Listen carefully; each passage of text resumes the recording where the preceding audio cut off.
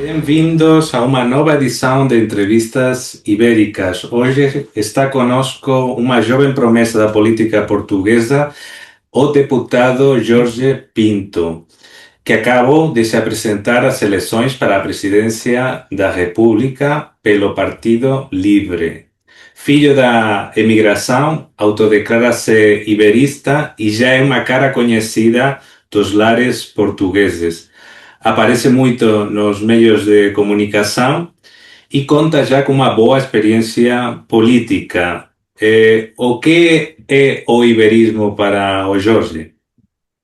Olá, Pablo, obrigado pelo convite. Bem, iberismo são muitas coisas, não é? Eu acho que há pelo menos três grandes pilares do iberismo que podem estar a assegurar o mesmo teto ou podem estar de forma autónoma a ser apresentados. Um, se calhar é aquele que as pessoas mais pensam imediatamente, é aquele de termos quase um Estado-nação ibérico, não é? Uma organização política estritamente ibérica, coisa com a qual eu não me identifico, para ser já claro desde o início, mas pronto, se calhar é aquela primeira coisa que as pessoas pensam quando se fala em iberismo.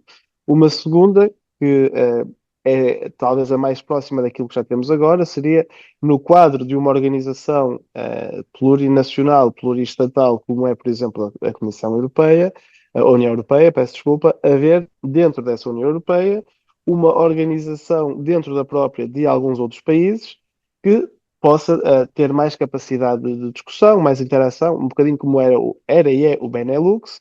Portanto, podemos ter um iberismo também nesse sentido. E aqui depois, até ligado a coisas muito concretas, como as especificidades ibéricas, porque elas existem, desde logo ao nível da política energética, o facto de termos quase uma ilha energética com, com o bloqueio francês ali nos Pirineus. Portanto, o iberismo pode ser também isto, dentro de um quadro já de uma forma organizativa política plurinacional como é a União Europeia, dentro desse quadro, então, haver mais coesão, mais políticas, mais diálogo dentro dos países ibéricos. Isto, sim, é algo com o qual eu me identifico e acho que precisamos mais. E até na perspectiva ambiental e ecológica, que é aquela que politicamente me é muito cara, há muitos exemplos nesse sentido, não é? Desde a gestão de bacias hidrográficas, da gestão dos rios ibéricos, que já estava, na verdade, consagrada pela Convenção de Albufeira, até à política energética e outras, acho que há realmente especificidades ibéricas que poderiam ser trabalhadas mais em conjunto. Portanto, é esse iberismo, uh, ou com esse iberismo eu identifico. Depois há um terceiro pilar, que é aquele mais romântico-filosófico, digamos assim, não é? Aquele da partilha cultural, aquele da vontade de diálogo, mas um diálogo muito mais permanente, muito mais até afetivo, ibérico. E nas zonas da Raia isto acontece muito, é evidente. Eu estou relativamente próximo da Galiza, e a proximidade entre o norte de Portugal e a Galiza, culturalmente, afetivamente, sociologicamente até é muito próxima, mas já não acontece certamente o mesmo entre, se calhar, alguém do litoral português e a cultura basca, ou até a cultura catalã, ou né, a cultura valenciana. Portanto, há esta ideia filosófica romântica, um bocadinho na linha daquilo que era a visão iberista do José Saramago, uh, em relação à qual eu também estou muito identificado e com a qual eu me identifico muito. Acho que tanto Portugal como Espanha teriam muito a ganhar esse aproximar, essa aprendizagem mútua. E depois, se quiseres um quarto pilar, mas este tem um bocadinho mais fora, é então a da ligação socioafetiva e política, não naquele primeiro sentido que eu dizia de um Estado único, mas no segundo, entre a Ibéria, ou Portugal e Espanha, e a América Latina e o próprio continente africano, pelos laços históricos que ambos os países foram criados. Portanto, acho que há no iberismo também esta capacidade de abertura, em particular neste momento de reorganização global, de tentativa de imposição da lei do mais forte a nível global. Acho que criar uma contranarrativa, criar uma opção assente na democracia e nos direitos internacionais pode passar também por este iberismo alargado. Muito bem. De fato, como você falou de Saramago, no mundo cultural português Uhum, sempre teve muito sucesso as ideias do iberismo. Hoje mesmo faleceu Antônio Lobo Antunes, que também várias uhum, vezes falou de iberismo. Também me lembro de Natália Correia também falando disso, mas muitas mais pessoas. Mas quando você vai ao âmbito exclusivamente político ou do Estado, né? As partes uhum. mais corporativas do Estado, então aí sí que há como uma lógica de Estado que é compreensível também, de Claro, autopreservação, etcétera, inércia históricas, mas que é difícil às vezes porque pode ser calificado de traidor ou talvez a pessoa que é iberista não pode propor uma coisa que pode dividir uhum. o país.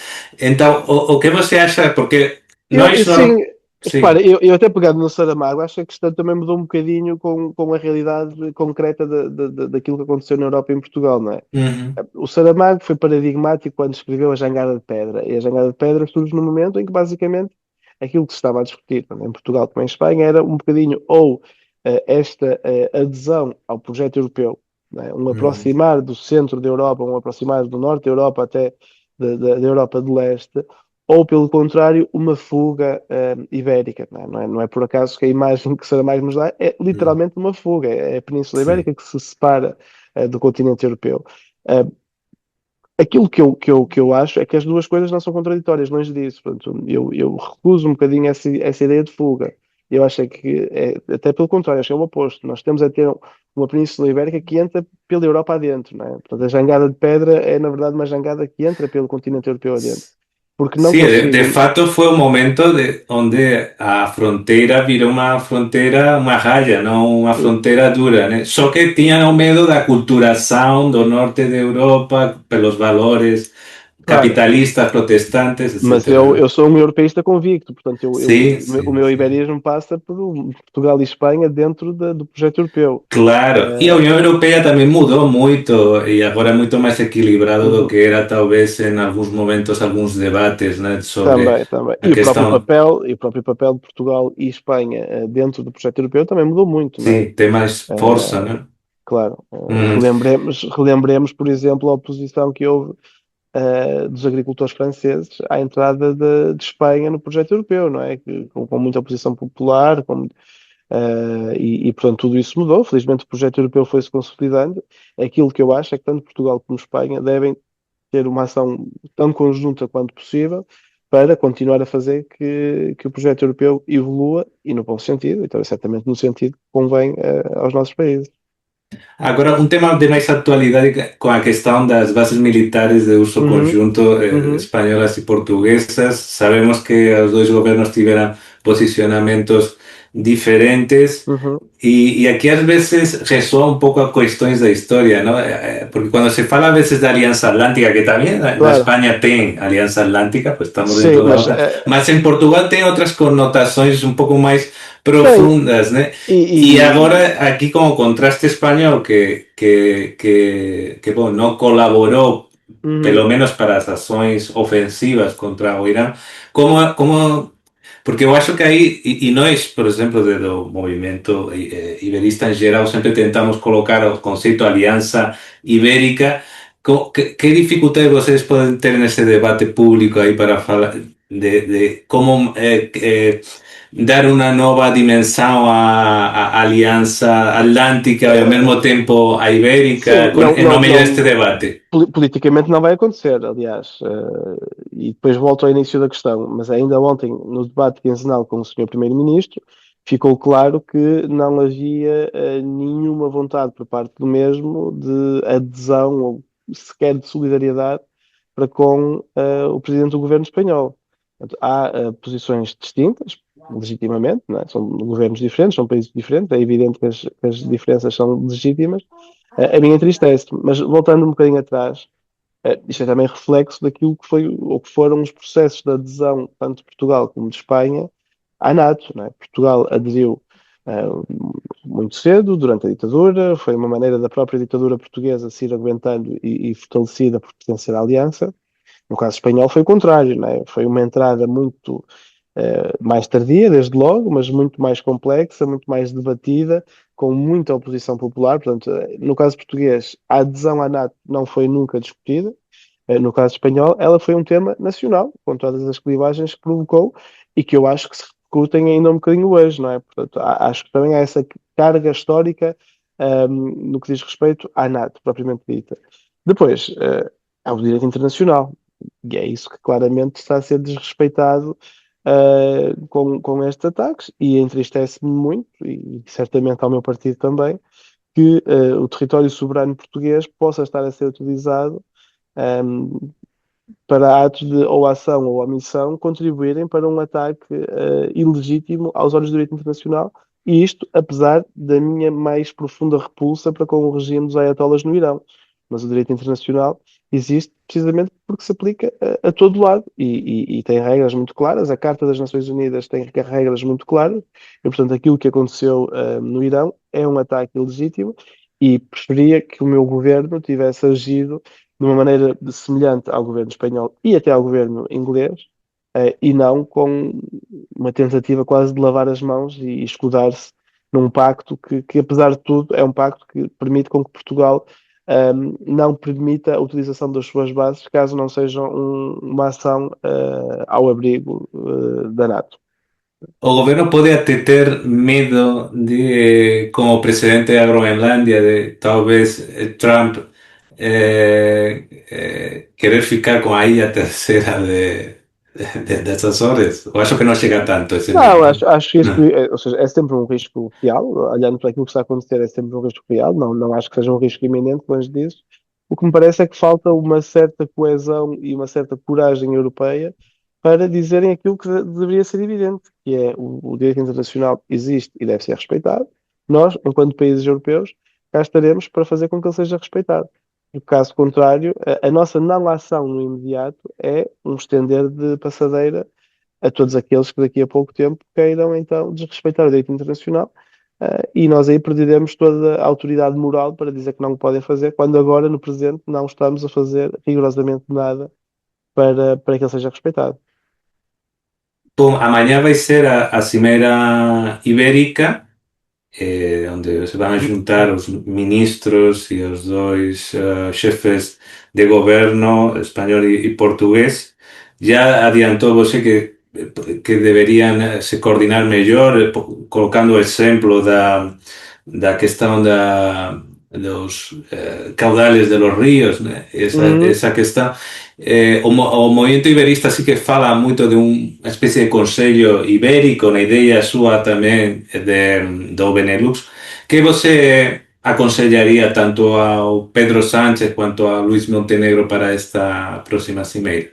Eu aqui sou muito pragmático, eu não acho que forçosamente precisemos de novas instituições, novos quadros, novas organizações. Desde que haja um diálogo sério, franco e relativamente contínuo entre os governos, entre as próprias regiões de Espanha e autarcas portugueses e o governo português, se essa ponte de diálogo for estabelecida e funcionar, diria que isso Mas basta. aí A às vezes questão, o que acontece é que não tem pessoas que sempre estén dedicando a isso, senão pronto, se lembram uma vez esse é o cada 6 risco. meses Exato, esse é e o risco. Portanto, aí é um equilíbrio que tem de ser conseguido e acredito que se os governos perceberem que há muito mais a ganhar em ter essas linhas de comunicação abertas, então sim, conseguiremos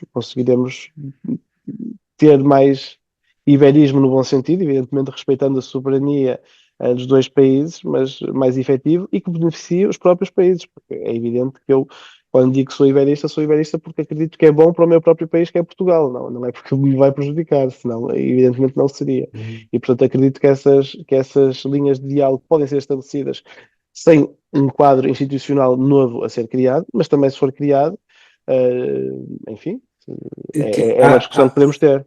há alguns conceitos que às vezes são complicados porque sempre se fala, não, o país pequeno sempre se vai dar mal com o país Uhum, grande, né? E sempre tem relações que podem achar vantagens mútuas. E depois está a questão da soberania e da independência, claro. que hoje em dia também isso é relativo porque nenhum país pequeño y España es un país pequeño, puede conseguir eso, só a una escala continental. Uhum. Então, este debate com esses preconceitos do país pequeno, sempre se come ao grande, a soberania, qual é a sua visão? Não, espera, eu acho que todos os países têm exatamente o mesmo direito à soberania, à independência e à autonomia, seja o mais pequeno do mundo, seja o maior. E acredito, e por isso dizia há pouco que sou europeísta, acredito que no caso europeu, no caso português, certamente no caso espanhol também, esta soberania sai também reforçada dentro do quadro do projeto da União Europeia. Não acho que uma coisa apaga a outra, e precisamente por isso é que eu digo que a minha prioridade, a minha grande identificação é com o projeto europeu, e com um Portugal soberano, independente, evidentemente, dentro desse projeto europeu e que o transforma e altera também em favor do próprio país. Eu não quero um Portugal na União Europeia para estar ali porque sim. Eu quero um Portugal na União Europeia que tenha voz, que tenha capacidade de alterar as políticas europeias para melhor, que tenha capacidade de dar mais, melhor qualidade de vida aos cidadãos portugueses e europeus. E também por isso, quando eu dizia logo no início que sou um iberista europeísta, no sentido em que acredito que Portugal e Espanha, com uma ação conjunta, eh, passam a ter mais peso, podem então influenciar a política europeia de uma maneira que só um dos países, de forma individual, não conseguiria. Muito bem, e já para ir terminando, como foi sua experiência política depois dessa campanha e também do trabalho parlamentar em Uhum. geral? O que tem aprendido nos últimos meses e anos? Não, acho que a grande lição é, no fundo, que a política continua a ser aquilo que era há 2000 anos, quando foi inventada. É que a política são as coisas muito básicas, são dar melhor qualidade de vida às pessoas.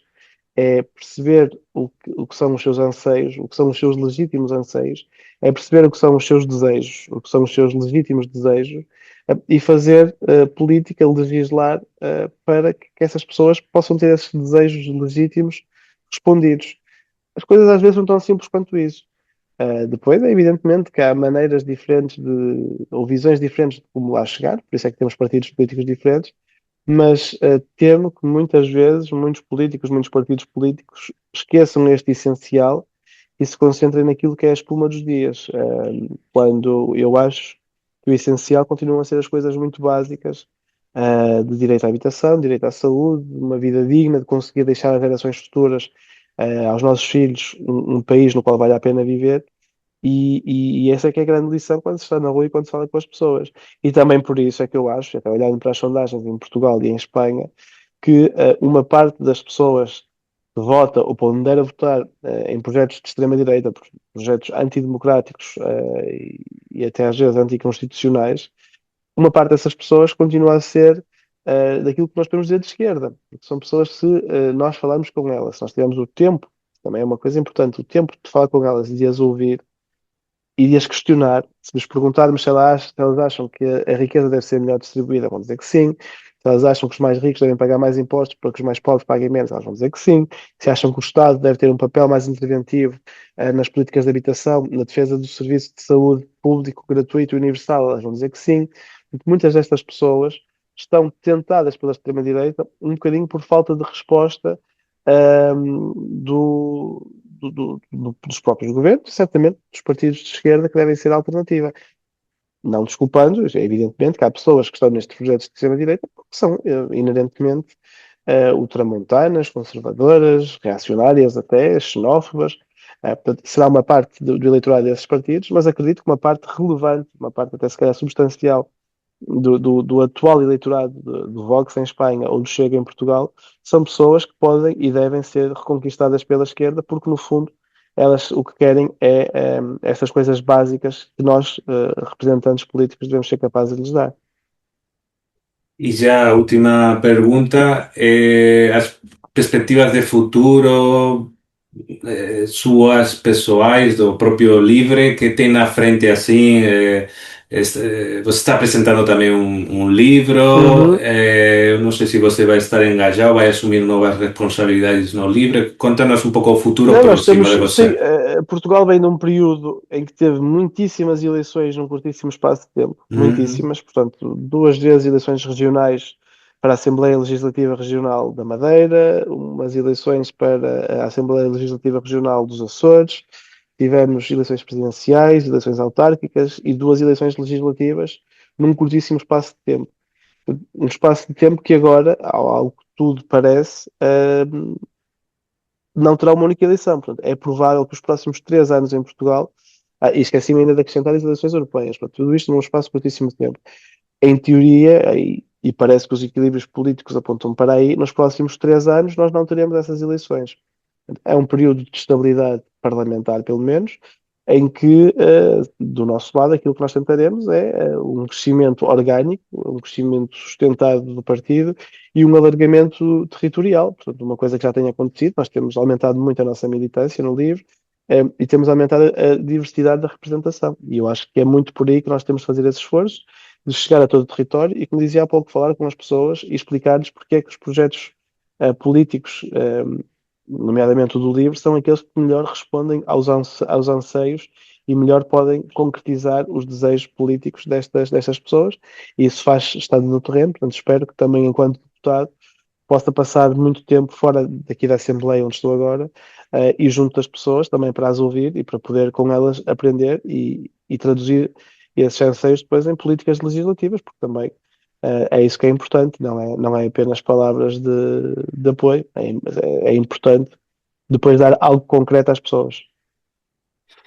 Muito bem, Jorge Pinto realmente é um deputado que faz diferença, que vai ajudar muito a ter umas relações estreitas de mútuo benefício entre Espanha e Portugal. Estamos em contato e até a próxima, Jorge. Obrigado, Boa Pablo, bom trabalho. sorte, boa sorte. Obrigado, bom trabalho, adeus.